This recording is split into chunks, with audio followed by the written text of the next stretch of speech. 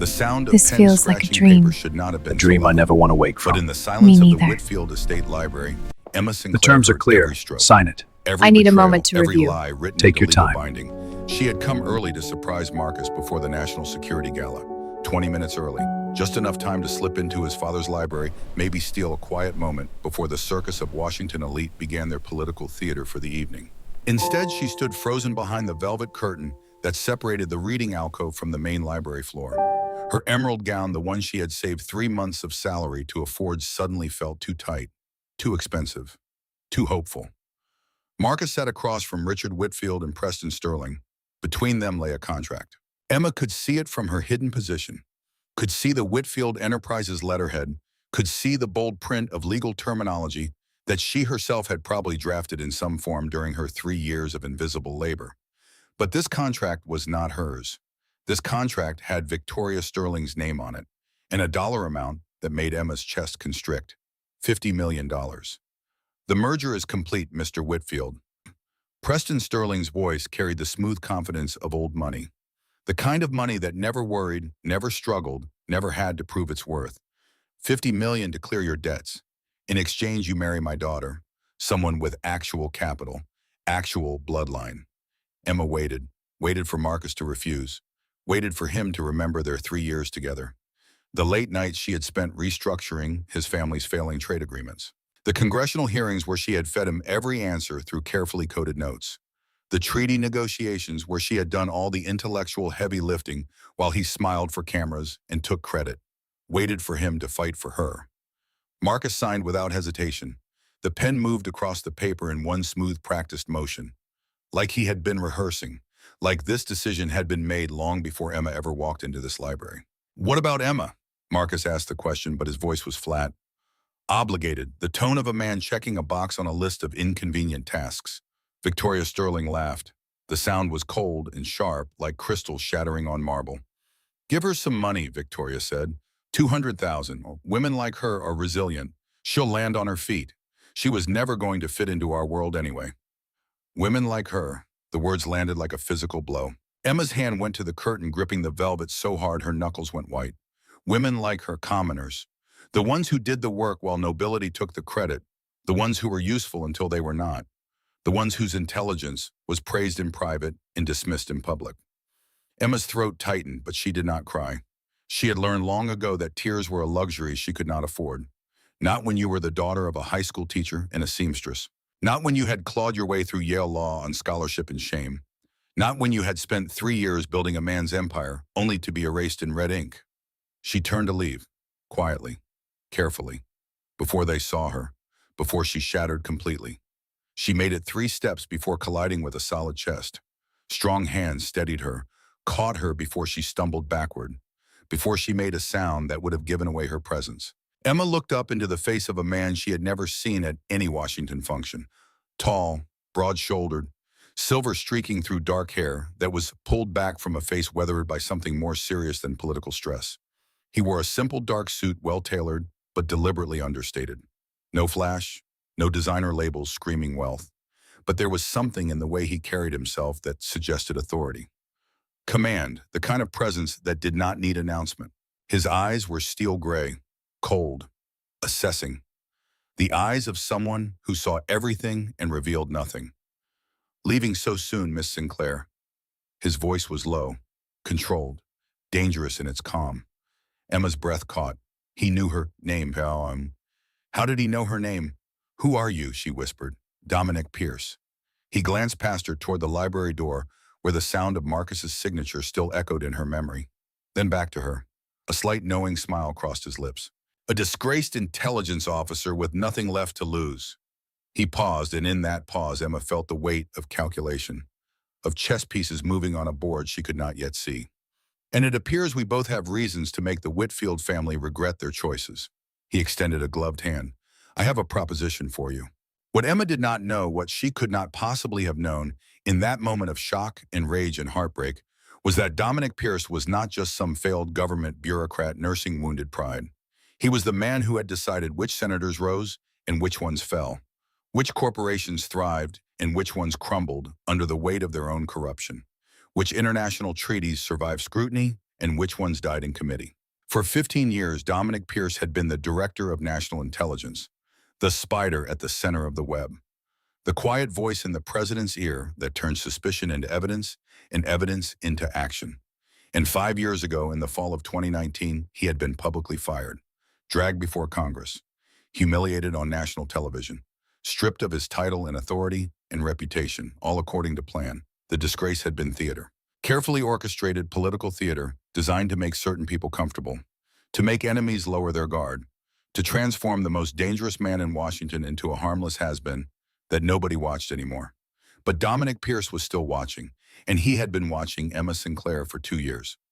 Emma made her choice in the span of a heartbeat.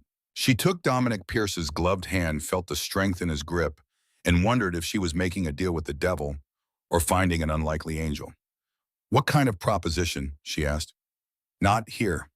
Dominic released her hand and stepped back, creating proper distance, professional distance. "The National Security Gala begins in 2 hours. Will you be attending?" "I was supposed to."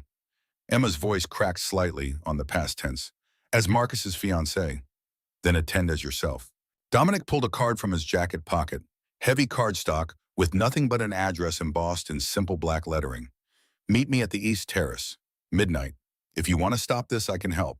If you don't, I understand." He turned to leave, then paused. "Either way, Miss Sinclair, you deserve better than being a footnote in someone else's story." He disappeared down the hallway, leaving Emma standing alone with a business card and a choice that would change everything. The Kennedy Center glittered like a jewel box spilled across the Potomac. Emma arrived alone, her emerald gown now feeling less like hope and more like armor. She had gone home first, changed nothing about her appearance except her expression, wiped away the tears that had finally come in the privacy of her small Georgetown apartment, reapplied her makeup with the precision of someone preparing for battle. This was supposed to be her debut. The night Marcus would present her to Washington's inner circle as his official fiancée.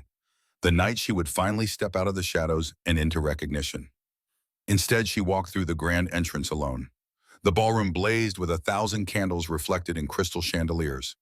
Masked guests swirled across marble floors in silk and velvet, worth more than most Americans earned in a year. Emma recognized the faces behind the masks, had memorized them all during her 3 years as Marcus's ghostwriter.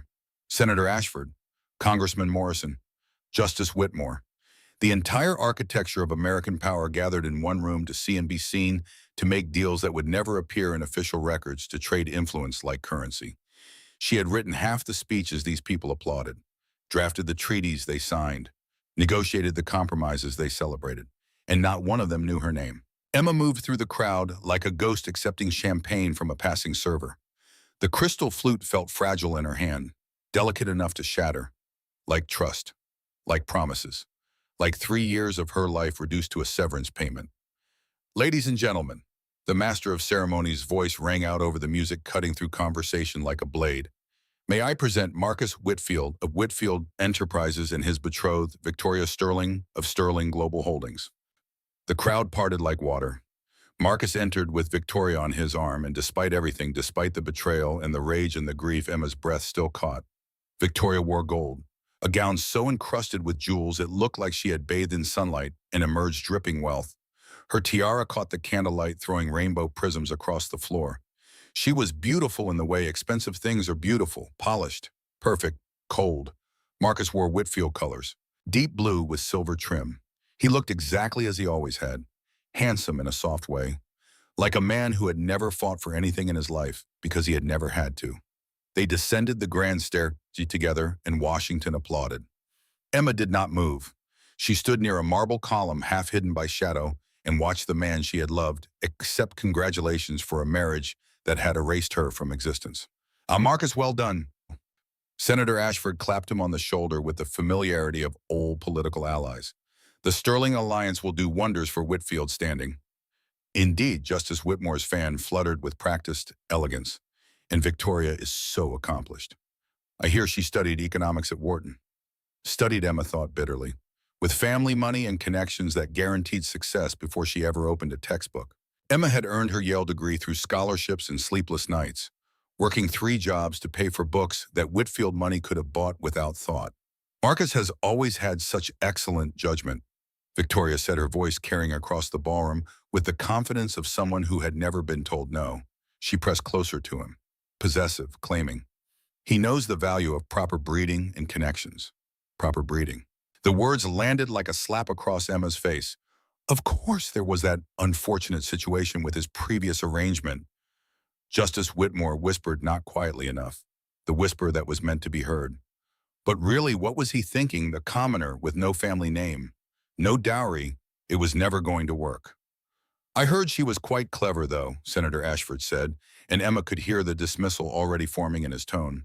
"Managed his correspondence. Helped with negotiations." "Cleverness is not breeding," Victoria interjected smoothly, her smile sharp as glass. "Any secretary can file papers. It takes real substance to lead a house, real education, real pedigree." Secretary, 3 years of strategic genius reduced to filing papers. Emma's fingers tightened on her champagne flute until she could feel the crystal threatening to crack under the pressure. She should leave, walk out with whatever dignity she had left. But her feet would not move. Some part of her needed to witness this, needed to see exactly how thoroughly she had been erased from the narrative of her own life. The music shifted, a waltz beginning slow and elegant. Marcus led Victoria to the center of the floor. They moved together with practiced ease, and Washington watched approvingly. This was the kind of couple they understood, the kind that made sense in their world of bloodlines and bank accounts and calculated alliances. "Excuse me, miss." Emma turned. A server stood beside her, silver tray in hand. On it lay a single white rose and a folded note. "From the gentleman by the East Terrace," the server said quietly, then disappeared into the crowd before Emma could ask questions. Her hands trembled as she unfolded the note. The handwriting was strong, angular, deliberate, the writing of someone who chose every word with purpose. "They are about to make the announcement official. If you want to stop this, meet me in the East Gardens. If you do not, I understand. Either way, you deserve better than being a footnote in someone else's story." Deep Emma looked toward the East Terrace. Through the glass doors, she could see a figure standing in shadow. Military posture, dark suit. Dominic Pierce, the disgraced intelligence officer who had appeared in her life like something out of a fever dream. "Attention, please." The master of ceremonies struck his staff against the marble floor 3 times. Sharp, commanding. The music stopped. The dancing ceased. Every masked face turned toward the dais where Marcus and Victoria now stood with both their families. Richard Whitfield stepped forward, his silver hair gleaming in candlelight, his smile the practiced smile of a man who had made fortunes on the backs of others. "It is my honor," Richard announced, his voice carrying the weight of old money and older power, "to formally declare the engagement between my son Marcus and Victoria Sterling. The union of Whitfield Enterprises and Sterling Global Holdings will strengthen both our families and bring prosperity to all our ventures." The room applauded, champagne glasses raised in toast. The deal was done. However, Richard continued, and something in his tone made the applause die away, made the room fall silent with anticipation. "There is the matter of my son's previous arrangement to address." Emma's heart stopped. Marcus was briefly engaged to a Miss Emma Sinclair, a commoner who served as an assistant in our organization. That engagement is hereby formally dissolved, effective immediately. The crowd murmured. Several heads turned, searching for the source of scandal in their midst. Someone spotted Emma by her column. "Miss Sinclair." Richard's voice found her across the ballroom, carrying like judgment. "Step forward, please." Every eye in the room fixed on her. Emma's legs moved automatically, some part of her brain that still functioned on autopilot carrying her toward humiliation even as her mind screamed to run. The crowd parted before her, nobles and politicians and power brokers stepping aside as if she carried something contagious, as if poverty and ambition could spread through proximity. She climbed the steps to the dais, stood before Richard Whitfield and his son, and the woman who had bought her life with $50 million. Her hands were steady, her face was calm. Inside, she was burning. "Miss Sinclair," Richard said, his voice formal and final and utterly devoid of humanity. "You have served Whitfield Enterprises adequately in your capacity. However, you lack the lineage, the connections, and frankly the substance required to elevate our family name. My son's engagement to you was a youthful mistake, one we are correcting tonight." The words echoed through the silent ballroom like stones thrown in still water, rippling outward, touching everyone, marking her. "Do you have anything to say?" Richard asked, and there was challenge in his eyes, daring her to argue, to make a scene, to prove she was exactly as low class as they had always believed. Emma looked at Marcus. His face was carefully blank, mask-like. 3 years. 3 years of loving him, building him up, making him look competent to these people who now watched her humiliation like entertainment, and he could not even meet her eyes. She smiled. It felt like ice forming on her lips. "I have nothing to say to you," she said quietly, her voice carrying in the silence with perfect clarity. Then she turned to the crowd, to all of Washington's elite, to every face that had dismissed her, ignored her, used her brilliance while denying her credit. "To any of you." The room held its breath. "You think breeding and bloodlines make you better?" Emma continued, her voice level and calm and deadly. "You think golden titles give you worth. But I have seen your contracts, read your correspondence, fixed your mistakes. Half of you cannot write a coherent policy brief without help from people like me. People you call secretaries and assistants and footnotes." Gasps rippled through the crowd like wind through wheat. "Miss Sinclair," Richard warned, his voice sharp with anger barely controlled. "I am not finished." Emma's voice cut through his warning like steel. "You look down on commoners, but we are the ones keeping your world running. We are the architects and strategists, the real minds behind your genius deals.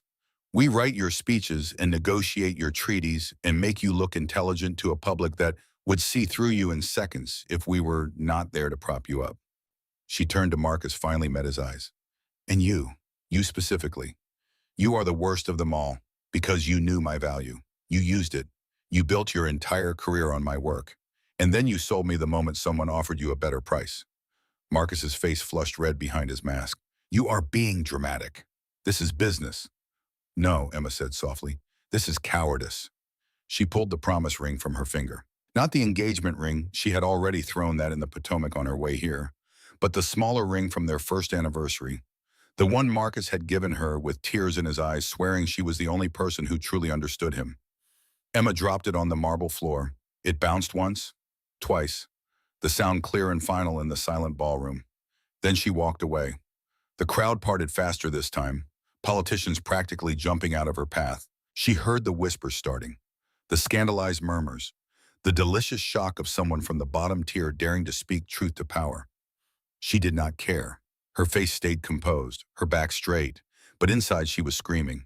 She pushed through the glass doors onto the East Terrace. The night air hit her like cold water, sharp and clarifying. September in Washington, cool enough to remind her she was still alive, still breathing, still standing. The garden stretched before her, manicured hedges and fountain sculptures, beautiful and artificial, like everything else in this city. That was magnificent. Dominic Pierce stepped from the shadows. Up close in the garden lights, Emma could see him more clearly. Older than she had first thought. Mid-40s, but age had only refined his features into something striking. His hair was dark with silver, threading through it. His face was all sharp angles and steady eyes. The face of someone who had seen the worst of humanity and chosen to keep fighting anyway. The suit he wore was simple, dark wool with plain buttons, but something about the way he wore it suggested authority.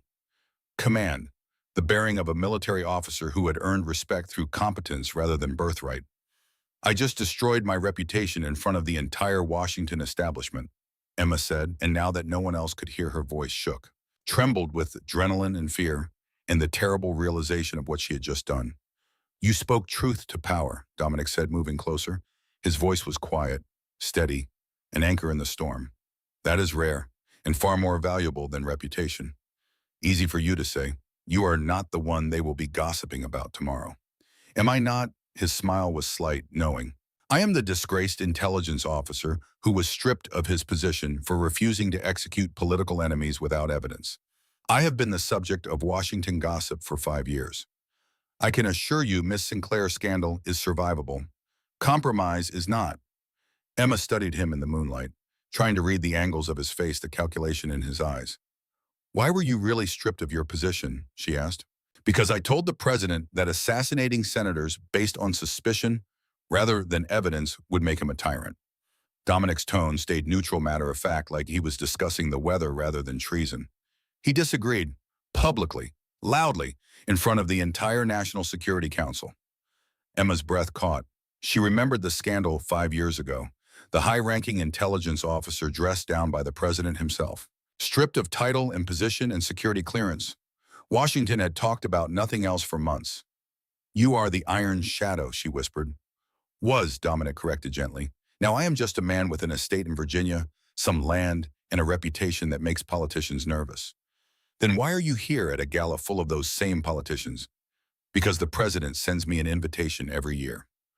Dominic's eyes glinted with something dangerous. Something that suggested the Iron Shadow was not quite as retired as Washington believed. He does that. Reminds me I am still breathing at his pleasure. Keeps me visible enough that enemies remember I exist. Invisible enough that they forget to watch me. Sounds like you and I have something in common, Emma said, being reminded of our place.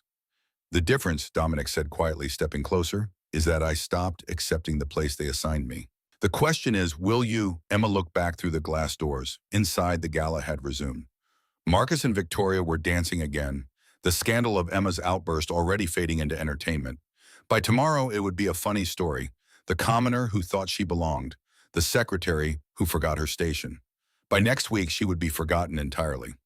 Your proposition, Emma said, turning back to Dominic. What exactly are you offering? Dominic reached into his jacket and pulled out a folded document. Heavy paper, legal weight, the kind of contract that changed lives. 1 year of marriage, he said simply. At the end of that year, you walk away with $500,000. Enough to start over anywhere you choose. A title that will open doors your talent deserves. And the satisfaction of watching Marcus Whitfield realize exactly what he lost. Emma stared at the contract in his hand. Why would you do this? You do not know me. I know enough. Dominic's gaze was steady, unwavering. The eyes of someone who had made a decision and would not be swayed. I know you are brilliant. I have read the treaties you ghost-wrote for Whitfield Enterprises. The Riverlands Accords alone would have taken most diplomats 6 months. You finished it in 3 weeks. He paused and Emma felt the weight of being truly seen for the first time in 3 years. I know you are brave. I watched you face down the entire Washington establishment tonight. And I know you are exactly the kind of person who should have power in this country. Intelligence combined with integrity. Rare. Valuable. And what do you get out of it? Emma asked, because there was always a price. Always an angle. Nothing in Washington was free. The president has decided I need a wife. Dominic's jaw tightened, the first sign of real emotion breaking through his controlled exterior. If I do not marry by year's end, he will seize my estate and assets under some obscure national security provision. He thinks isolation will make me reconsider my principles. Will it? No. Simple. Final. But I need someone who can survive what comes next. Someone strong enough to stand beside me when Washington tries to break us down. Emma looked at the contract, at the clean legal language that promised her freedom, financial security, a new identity. This is insane, she said. We just met. True, Dominic held out the document. But you stood in front of the entire Washington elite and told them they were wrong about you. That takes either courage or desperation.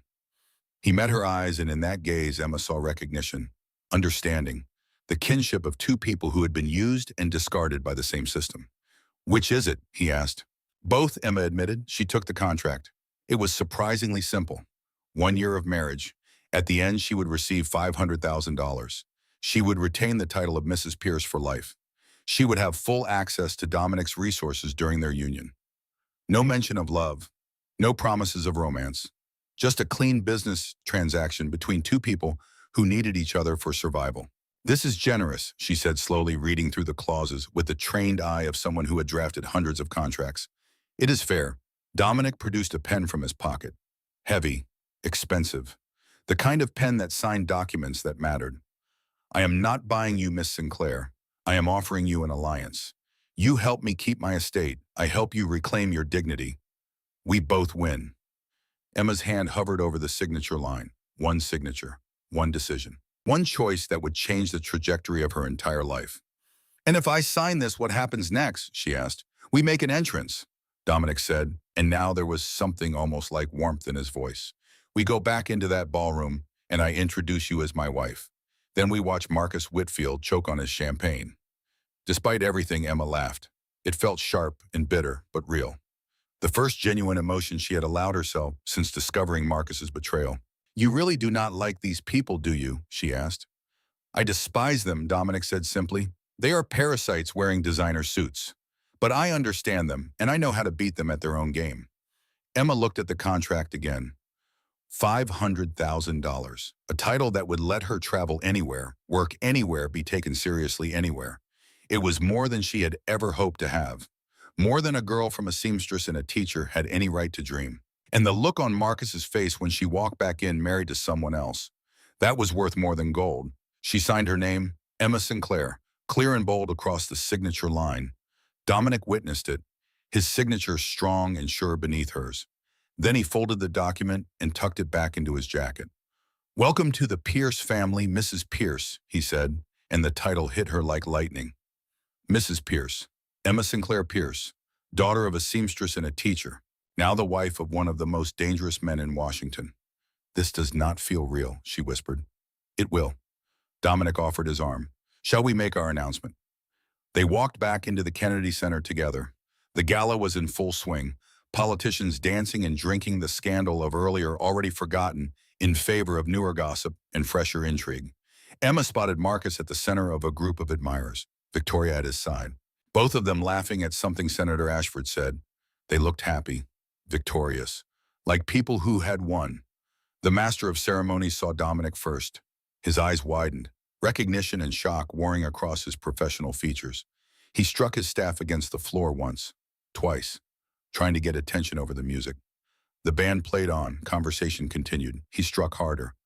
"My lords and ladies," he called out, his voice climbing to reach over the noise. "His Excellency Mr. Dominic Pierce." The music died instantly. Every head turned, every conversation stopped. The ballroom fell into shocked silence as Dominic walked forward with Emma on his arm. The crowd parted before them like the Red Sea, senators and congressmen and Supreme Court justices pressing back against walls to give them space. Emma felt their stares, heard the gasps of recognition, the whispers spreading like wildfire.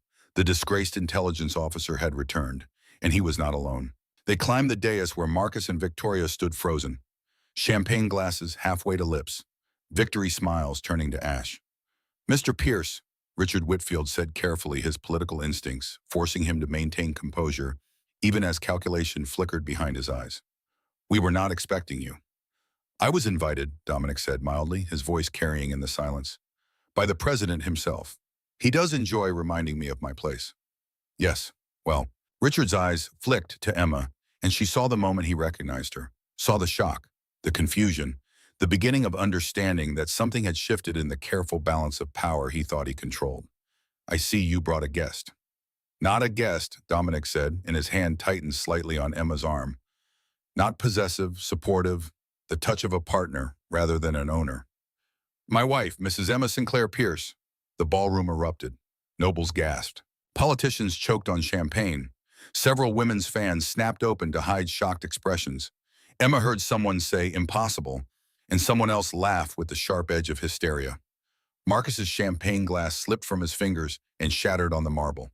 The sound echoed like a gunshot in the cavernous space. "That is impossible," Victoria said, her voice sharp with something that might have been fear. "We just dissolved her engagement. She cannot possibly, sorry, they cannot possibly what?" Dominic's tone stayed pleasant, but something dangerous flickered in his eyes, the iron shadow showing through the civilized veneer. "Cannot possibly have married above her station, cannot possibly be standing here as my equal. Which part troubles you, Miss Sterling?" Victoria's face flushed red. "I only meant the timing, the paperwork." "Was filed this afternoon," Dominic said smoothly. "Witnessed and sealed by a federal judge. All perfectly legal. The president's requirement that I marry has been satisfied." He looked directly at Marcus, and Emma felt the air temperature drop several degrees. "Congratulations on your engagement, Mr. Whitfield. Miss Sterling is lovely, though I must say I believe I secured the better end of this evening's marital arrangements." Marcus's mouth opened and closed. No sound emerged. Emma found her voice. "Hello, Marcus." 2 words, simple, calm, but they landed like bombs. "Emma." He finally managed to speak her name, coming out strangled. "What are you doing?" "Getting married, apparently." She smiled, the same ice-cold smile from earlier. "Just like you, though I have to say, my husband actually chose me. Did not need a $50 million incentive." Richard Whitfield stepped forward, his face mottled with anger, barely controlled by decades of political training. "This is highly irregular, Mr. Pierce. Surely you cannot be serious. This woman has no training, no family." No, Dominic cut him off, and now the iron shadow was fully present. The voice that had commanded intelligence operations across 6 continents. The voice that had made senators weep and foreign agents confess. She has a mind sharper than anyone in this room. She has strategic brilliance you people have been exploiting for years. And now she has my name, my resources, and my full support. He paused, letting the words sink in. I suggest you remember that. The threat was quiet but unmistakable. Richard Whitfield went pale. Now then, Dominic turned to address the room, his voice returning to pleasant formality. I believe the evening's festivities should continue. My wife and I will take our leave. We have a household to prepare. He guided Emma toward the exit. The crowd parted silently this time. Senators and judges and power brokers pressing back against walls, giving them space, showing respect or fear or some combination of both. Emma kept her head high, her hands steady on Dominic's arm. Even though her heart raced like a wild bird in her chest, even though she could feel the weight of every eye following their exit. They reached the grand entrance before Marcus caught up. Emma, wait. He grabbed her arm, pulled her around with enough force that Dominic tensed his hand, moving to intercept before Emma signaled him to stop. She could handle this. You cannot do this, Marcus said, desperation cracking through his usual polished composure. This is insane. You are marrying him for revenge. I am marrying him for a future, Emma said quietly. Something you just took from me. I had no choice. My family needed. Do not.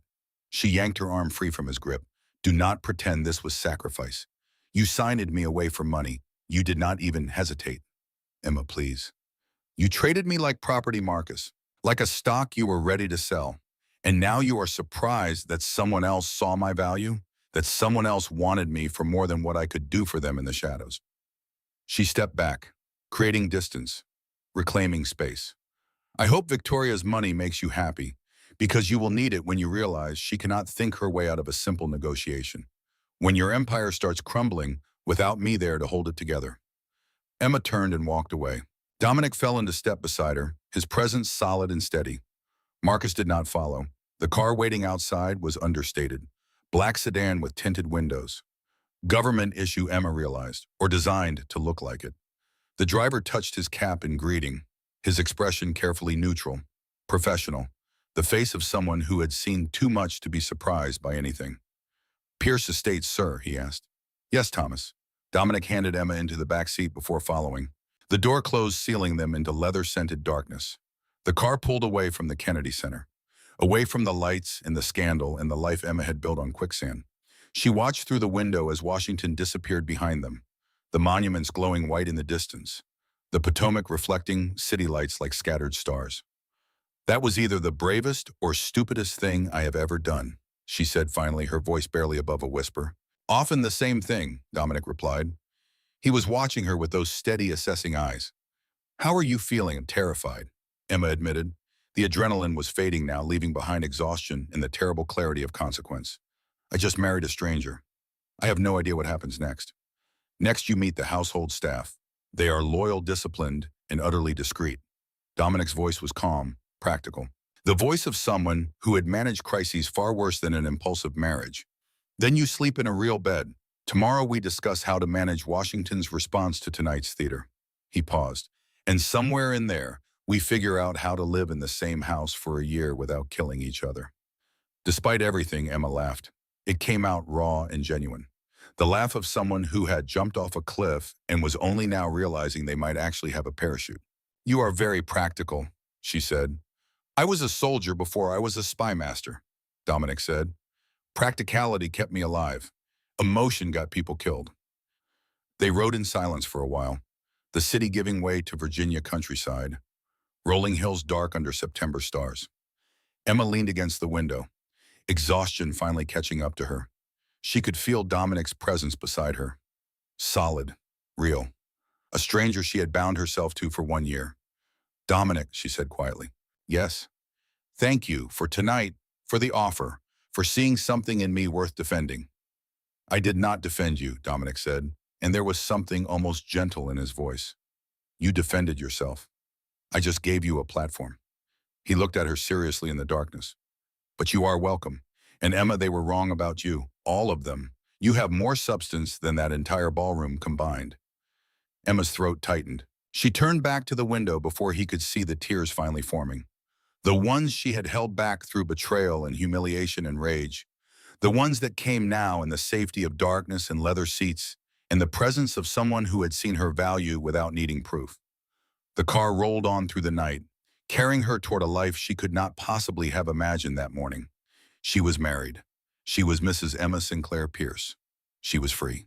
And Marcus Whitfield could choke on it. Morning came through windows Emma had forgotten to curtain. She woke to sunlight streaming across her face, momentarily disoriented by unfamiliar surroundings. High ceilings, dark wood, the scent of old books and beeswax polish. Then memory crashed back. Marcus, Victoria, Dominic. The contract signed in moonlight and desperation. Pierce Estate had appeared like a fortress the night before. Federal architecture from the 1800s, weathered gray stone and tall windows. But it was the silence that had struck Emma most. No music, no servants bustling, just order maintained by invisible hands. Mrs. Eleanor Hayes, the housekeeper, had shown her to chambers in the east wing. Dominic occupied the west. Separate lives. The connecting door between their rooms locked. A business arrangement. Nothing more. Emma found a note on her bedside table written in Dominic's precise hand.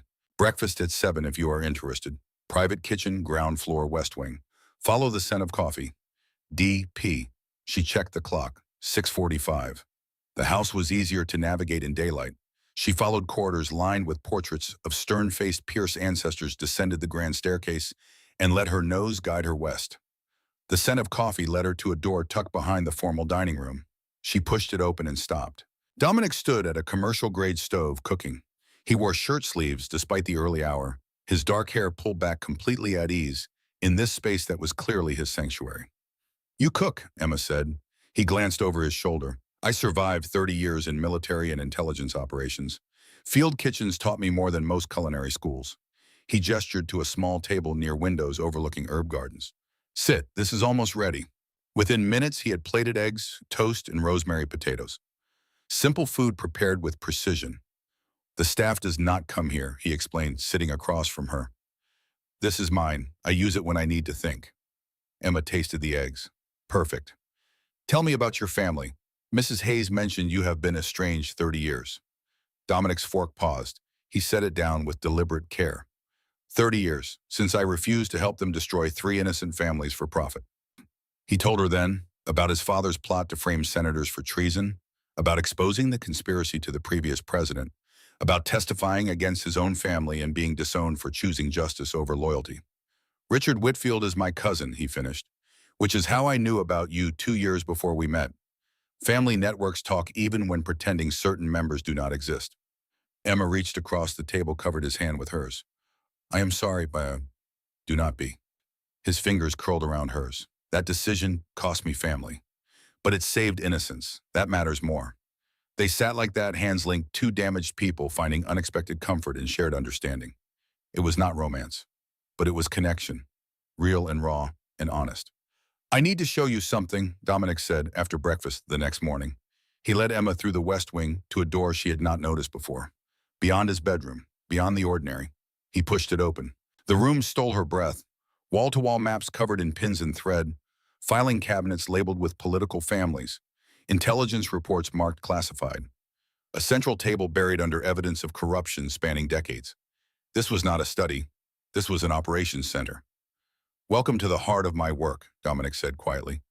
Emma moved to the nearest map, the eastern seaboard marked with colored pins, red for scandal, blue for financial instability, green for loyalty, yellow for unknowns. The Whitfield family red and blue, notes in Dominic's hand, primary strategist Emma Sinclair, without her collapse within 18 months. "You have been watching me," Emma breathed, "for 2 years, documenting your brilliance, waiting for the inevitable." He pulled a thick file from the cabinets. Emma's work, every treaty, every negotiation, all credited to Marcus but cataloged here with her signature, highlighted in yellow. "This is what you are worth," Dominic said. This is what he threw away. Emma stared at the evidence, at proof she had mattered, that someone had been paying attention even when she felt invisible. "Why show me this now?" she asked. "Because you are not just my contract wife. You are my partner in this work, and partners do not keep secrets." Over the next hour, Dominic explained how he still ran intelligence networks despite his public disgrace, how he documented corruption to give powerful people choices, reform quietly or face exposure, how he protected both justice and innocence by operating in shadows. This is not heroic, he finished. It is morally gray. I blackmail to prevent worse outcomes. I hide information from the president to stop overreaction. I manipulate to maintain stability.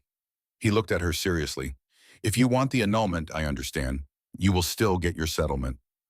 Emma studied the maps, the careful documentation. One man trying to hold a nation together through stubborn determination.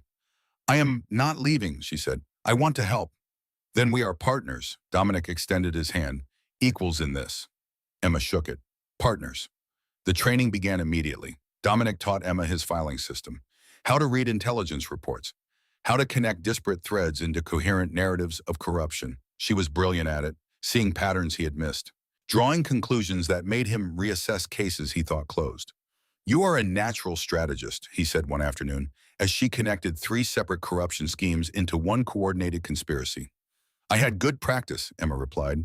3 years cleaning up Marcus's messes taught me to see what people try to hide. On the 5th day, Dominic introduced her to his network.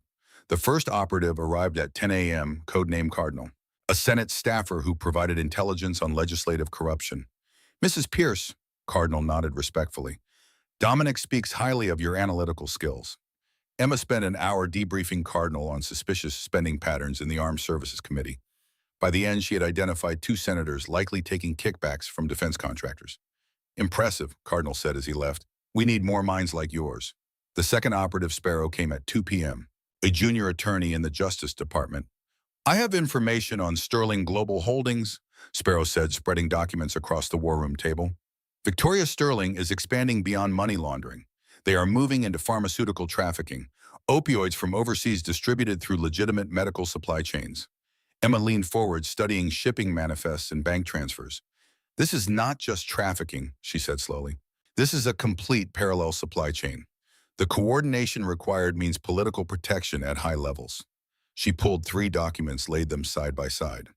These shipping dates align with congressional recess periods, and these ports correspond to districts of senators on the Commerce Committee. She looked up at Dominic. Someone in Congress is providing cover. Who? Dominic asked, though Emma sensed he was testing her. She cross-referenced dates with congressional schedule. Jules felt her stomach drop. Senator Ashford.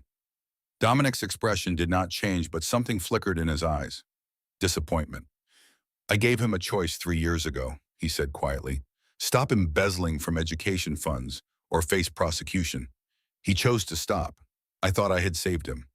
Perhaps he was coerced, Emma suggested. Before we act, we should understand why. Dominic smiled slightly. Spoken like someone who understands nuance. He turned to Sparrow. Investigate Ashford's family. Check for leverage. Blackmail. Anything that explains this choice. After Sparrow left, Dominic looked at Emma with something like pride. You handled that well. Most operatives would have demanded immediate action. Justice without understanding is just revenge, Emma said. You taught me that.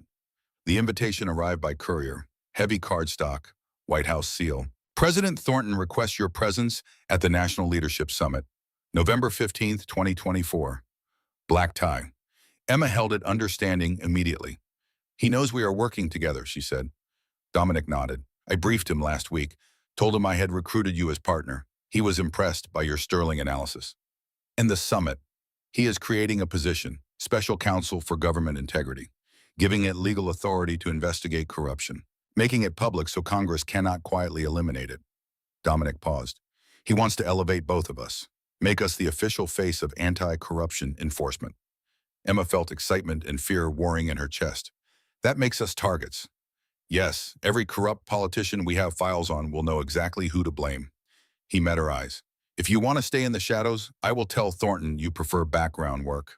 No, Emma's voice was firm. We are partners. We face this together. Something warm flickered across Dominic's face. I was hoping you would say that. Sparrow returned with devastating news. Senator Ashford was not being blackmailed. He had joined the Sterling conspiracy willingly. More than that, he was coordinating with 6 other political families to plan something at the summit. They are planning to force President Thornton's resignation, Sparrow said, spreading intercepted communications across the table. Vote of no confidence. Legal on the surface. Coup in reality. Emma read the messages, her analytical mind parsing strategy. Summit will be perfect opportunity. Both targets present. 7 families confirmed. They think removing Thornton stops the anti-corruption work, she said. We need to show them it does not. She stood moved to the windows overlooking Pierce Estate grounds. The special counsel position you are planning. Make it independent of the presidency. Give it constitutional authority. Show them that even if they remove Thornton, we continue the work. Dominic stared at her. You are suggesting we create an independent branch of government. I am suggesting we make corruption politically suicide, Emma replied. They think removing one man stops the threat. Prove them wrong. President James Thornton was younger than Emma expected, perhaps 50 with genuine warmth in his eyes despite the weight of office. Mrs. Pierce, he shook her hand.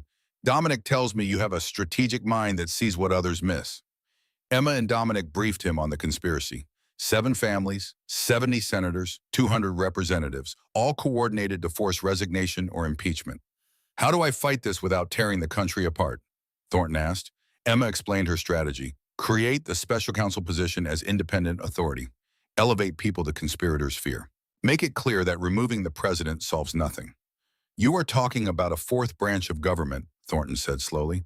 I am talking about institutional resilience, Emma corrected. Justice that survives political interference. Thornton looked at Dominic. Can you build this? With her beside me, Dominic said, looking at Emma. Yes. Thornton made his decision in a heartbeat. Then that is what we do. The summit becomes our announcement. 5 days before the summit, Emma worked late in the war room drafting the legal framework for the special counsel position. Dominic found her at 2 a.m. still writing. You should sleep, he said gently. I should finish this, Emma replied, not looking up. If we are going to make the corruption argument stick, the evidence must be legally unassailable. Dominic read over her shoulder. This is brilliant. You connected patterns across 12 years of Sterling operations. Shown systematic corruption implicating their entire board. I learned from the best, Emma said. No. He turned her chair, made her look at him. You brought your own genius. I collect information. You weaponize it. That is why we work. Emma felt warmth spreading through her chest. Being seen, being valued. Dominic, she said quietly. Yes. This started as strategy, a contract to solve problems. But it has become something else for me. Something real. He was very still, his gray eyes searching hers. For me as well, he said. I thought I was too damaged, too isolated. But you, Emma, you see the shadows and choose to stand in them with me. I choose you, Emma said. Not the contract, you.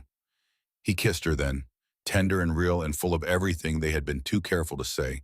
When they pulled apart, Emma was smiling. After the summit, she said, when this is over, I want to marry you again. Not for contracts. For us. Yes, Dominic said simply. I choose you too, every day. They held each other in the war room, surrounded by evidence and plans, 2 people who had found love in the least likely place. Tomorrow would bring battle. But tonight they had this certainty. Whatever came next, they would face it together. The National Leadership Summit transformed the convention center into something approaching grandeur. 800 guests, every major political family, every corporate power player. Media broadcasting live to millions. Emma dressed in midnight blue silk that made her look like authority given form. The chain Thornton would place around her neck waited in a velvet box. She touched it once before leaving Pierce Estate. Nervous, Dominic asked. Terrified, Emma admitted, and ready. They arrived separately as planned, she in a car that screamed government official, he in his usual understated sedan. Meeting in the crowd with brief touch of hands. President Thornton took the stage at 8 p.m. exactly. Ladies and gentlemen, he began, we gather tonight to honor service, but I want to speak about what service means, about integrity, and about the future we are building. He paused. For 15 years, one man has served this country in ways that cannot be publicly acknowledged, has made choices that saved lives while destroying his reputation, has stood between chaos and order. He looked at Dominic. Mr. Dominic Pierce, please join me. The room murmured as Dominic walked to the stage, speculation running wild. I am creating tonight a new position, Special Counsel for Government Integrity, independent authority to investigate corruption at all levels, reporting directly to the American people. Thornton placed a heavy gold chain around Dominic's neck, the presidential seal gleaming. I appoint Dominic Pierce as Special Counsel, with full power to pursue justice. Applause erupted, some genuine, some calculated, but Thornton raised his hand. However, one person cannot do this alone. Real change requires partnership. He scanned the crowd, found Emma. Mrs. Emma Sinclair Pierce, come forward. Emma's heart stopped. This was not the plan, but Dominic smiled from the stage, encouraging. She walked through silence, climbed steps, stood before the president as 800 people watched. Mrs. Pierce, you have proven your worth through years of uncredited service. Treaties that secured peace, negotiations that saved industries, strategic brilliance while others took credit. His voice carried across the vast space. I have reviewed your work. I believe you represent the future. Competence over pedigree, merit over connections. He placed a second chain around her neck, identical to Dominic's. Equal authority. I appoint you Deputy Special Counsel, co-authority with your husband. You speak with my voice. Emma's throat tightened. She looked out and saw Marcus, his face stricken, Victoria pale with fury. I present Special Counsel Dominic Pierce and Deputy Special Counsel Emma Pierce, Thornton announced. They have my full support and absolute authority. Standing ovation. Even those who feared had to acknowledge the political masterstroke. Emma took Dominic's hand, raised it high. Partners elevated to the highest authority. Below 7 families realized their coup had become impossible. Removing Thornton would not stop the investigation. It would create martyrs with power to destroy them. They had lost before beginning. The arrest happened during dinner service. FBI agents moved through the ballroom like surgical instruments. Precise, unstoppable. Senator Ashford, the lead agent's voice carried, you are under arrest for conspiracy to commit fraud and obstruction of justice. Ashford went white. This is outrageous. I demand evidence has been submitted to federal prosecutors, Dominic said from the stage, his voice carrying through the sudden silence. Your coordination with Sterling Global Holdings, pharmaceutical trafficking, political conspiracy. He pulled up images on the ballroom screens, shipping manifests, bank transfers, communications encrypted but decoded. You were given a second chance 3 years ago, Dominic continued. You chose to go deeper into corruption. That choice has consequences. 3 more arrests, representatives caught in the Sterling conspiracy, each one documented, each one read rights before 800 witnesses and millions watching live. Then Victoria Sterling. Miss Sterling, the FBI agent said formally, you are under arrest for money laundering, conspiracy to distribute controlled substances, and sedition. Victoria's composure cracked. You cannot do this. My family? Your family's corruption has been documented for 5 years, Emma said, stepping forward. She held a tablet displaying evidence. Every illegal transaction, every bribe, every shipment of pharmaceuticals that destroyed American families while you profited. She turned to address the room. This is what the special counsel does. We hold power accountable. We protect the vulnerable. We ensure that no one, no matter how wealthy or connected, is above justice. Marcus was arrested last. Marcus Whitfield, fraud, plagiarism of government documents, conspiracy. He looked at Emma with something desperate in his eyes. Emma, please. I was trapped. Your father controlled you through financial abuse. Emma interrupted. I know. We investigated. She pulled up documents on the screens. Richard Whitfield's threats, Marcus's mother's medical care held hostage, the psychological manipulation spanning years. Coercion does not excuse your choices, Emma said quietly, but it provides context. The prosecutors will consider it. Something shifted in Marcus's face. Understanding, perhaps gratitude. The agents led him away. They returned home in the early morning hours, exhausted, triumphant, changed. Mrs. Hayes had left champagne and strawberries in Dominic's private kitchen, a rare break from her usual stern efficiency. She approves, Dominic said, smiling. Emma kicked off her heels, poured champagne. We did it. We actually did it. You did it, Dominic corrected. Your strategy, your analysis. I just provided the platform. Partners, Emma reminded him. We did this together.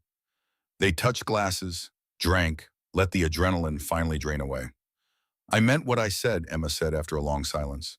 About marrying you again, for real this time. Dominic set down his glass. Then let us do it properly. Not a contract, a choice. Whenever you want, Emma smiled. 2 weeks. Time to plan something small, something ours. 2 weeks, Dominic agreed. He pulled her close, kissed her with the certainty of someone who had found home in another person. Tomorrow would bring media storms and political fallout, But tonight in this kitchen that smelled of rosemary and hope, they had this moment. This choice, this beginning. The chapel had not been used in 30 years.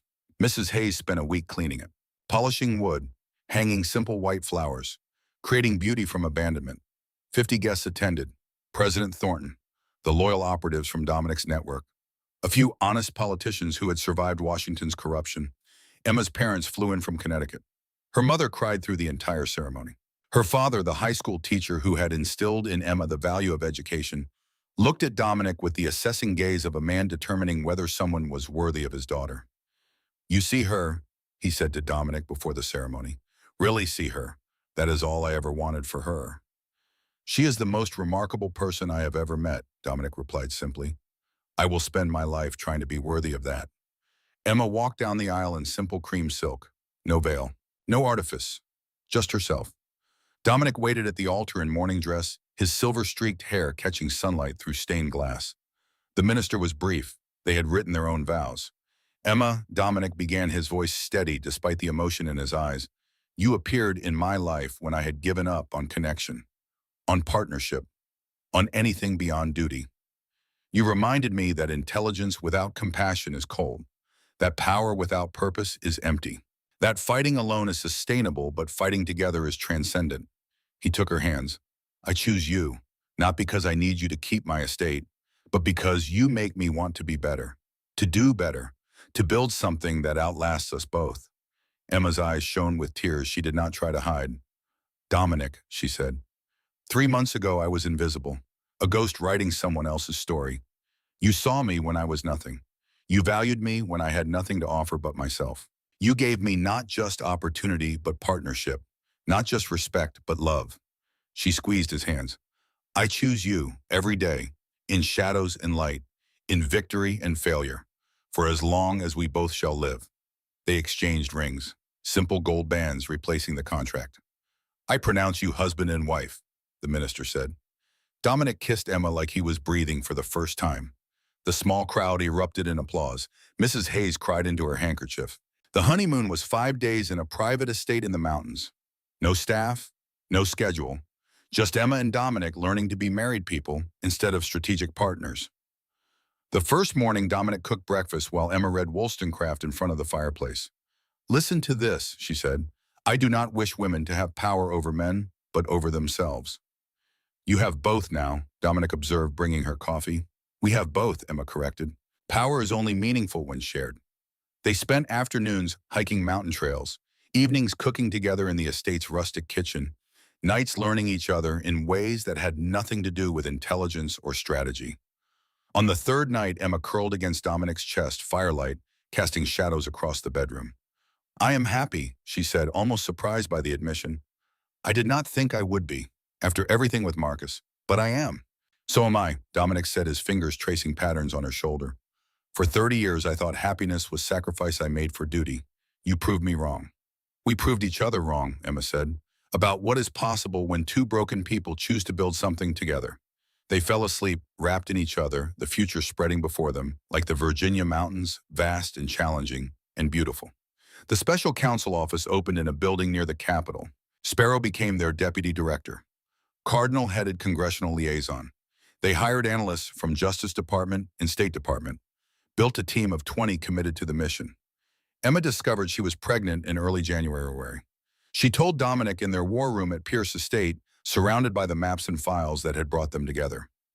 "I am pregnant," she said without preamble. Dominic looked up from the intelligence brief he was reviewing. Shock, joy, fear, all cycling across his face in seconds. "How do you feel?" he asked. "Terrified," Emma admitted, "and excited, and worried about timing. We just started the council work and—" Dominic crossed to her, took her hands, cut off her spiral. "We will figure it out," he said firmly. "Together, like everything else." Emma relaxed slightly. "Together." "Do you want to know something?" Dominic asked, a smile playing at his lips. "What? Mrs. Hayes is going to be insufferable. She has been waiting 30 years for children in this house." Emma laughed. "Then we should tell her soon before she guesses." Mrs. Hayes did guess, within a week. Started preparing nurseries before Emma was 3 months along. The Carter-Pierce Act passed Congress with overwhelming support. Named after Emma's maiden name at Thornton's insistence, It mandated transparency in political funding, strengthened whistleblower protections, and gave the special counsel office constitutional authority to investigate corruption across all branches. Emma testified before the Senate Judiciary Committee at 4 months pregnant, her analytical brilliance on full display as she cited Madison Hamilton in modern case law to defend the legislation. "You are asking us to create a new power structure," Senator Collins said. "I am asking you to protect the power structure we already have," Emma corrected. "The Constitution envisioned checks and balances. The Carter-Pierce Act simply provides tools to enforce those checks when internal mechanisms fail." She paused, one hand resting on her barely visible baby bump. "We are building a legacy here, not for ourselves, for the generation coming after us. They deserve a government that works, that serves rather than exploits."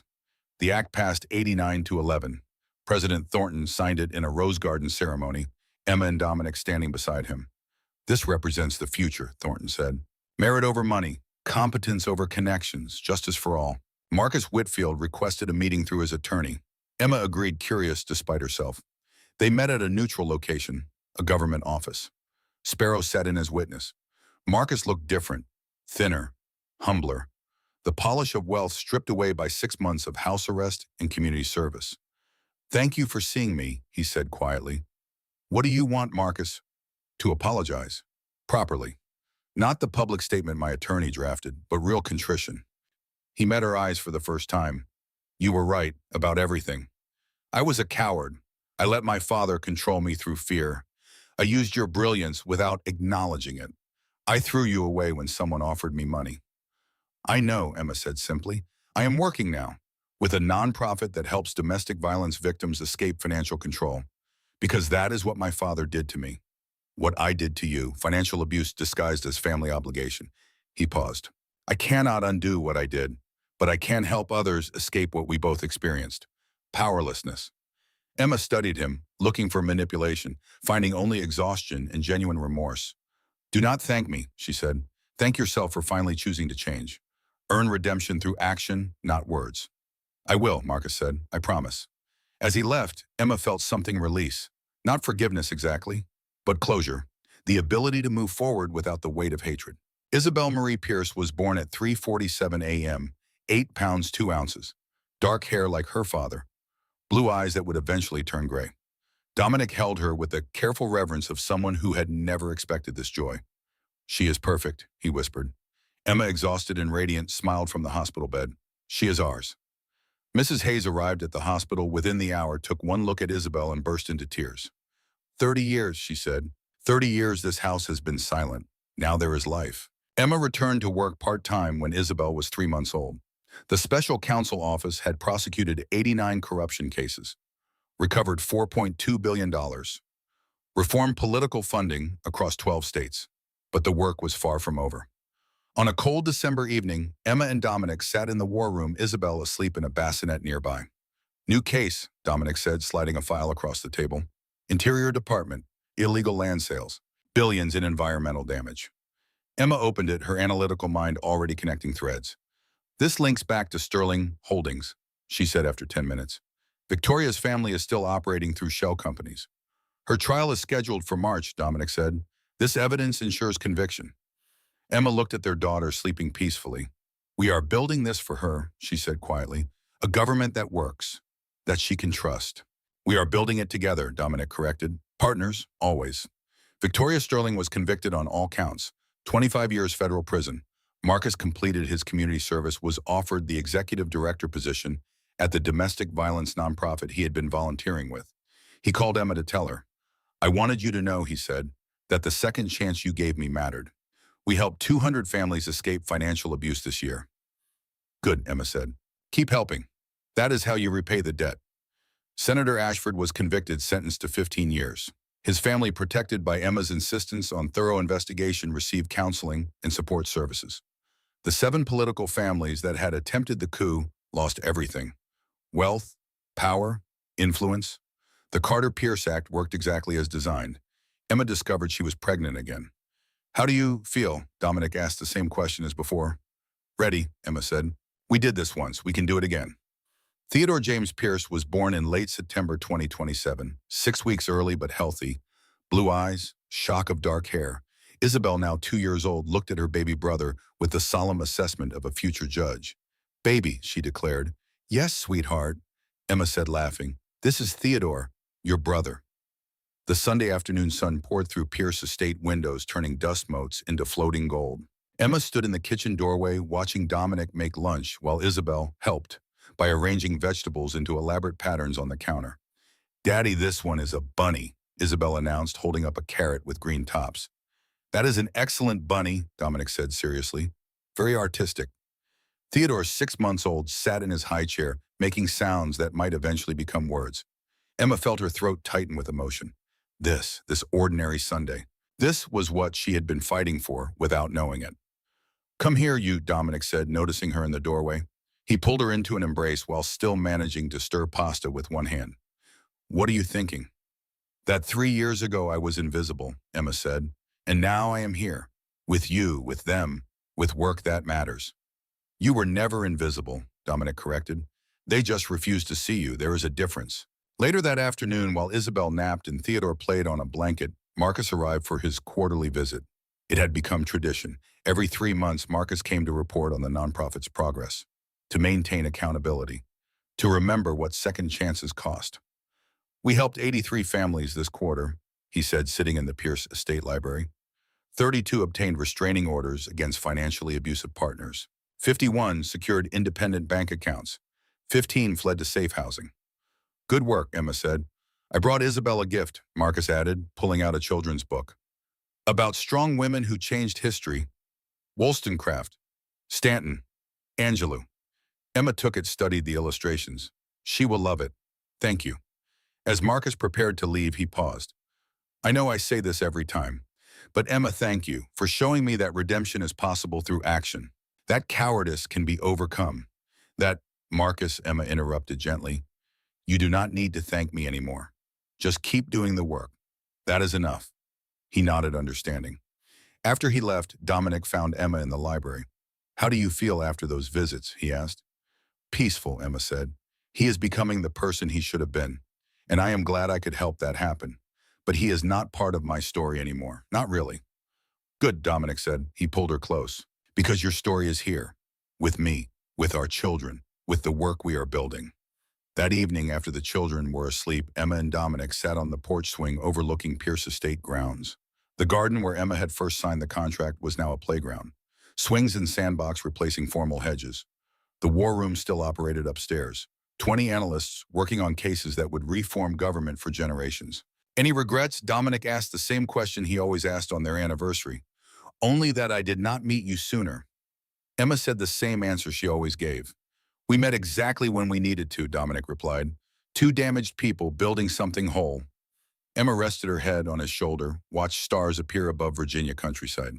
Tell me something, she said. If you could go back, change anything, would you? Dominic was quiet, considering. I would change the 30 years I spent alone, he said finally. The isolation that shaped me into someone who thought duty mattered more than connection. But I would not change the journey that led me to you. Good answer, Emma said, smiling. They sat in comfortable silence, the house behind them glowing with warm light. Mrs. Hayes visible through the kitchen window, preparing tomorrow's breakfast. Isabel's toys scattered across the living room. Theodore's bassinet near the fireplace. A life built. A legacy forming. Emma's phone buzzed. Message from Sparrow Newcase. Major banking fraud. Brief tomorrow. She typed back, 10 a.m. Bring coffee. Work never ended. Corruption was eternal. But so was the fight against it. Ready for tomorrow? Dominic asked, reading over her shoulder. Always, Emma said. We are partners, remember. Always, Dominic echoed. He pulled her close, kissed her temple, and together they watched nights settle over the estate. 3 years ago, Emma Sinclair had been invisible. Valueless, erased. Now she was Emma Pierce. Special counsel, mother, partner, the architect of reform that would outlast her lifetime. They said she was not enough. Wrong breeding, wrong background, wrong value. But she had something they could not measure. The courage to demand her worth. The intelligence to build something better. The strength to stand with someone who saw her completely. And a partner who chose her. Every single day.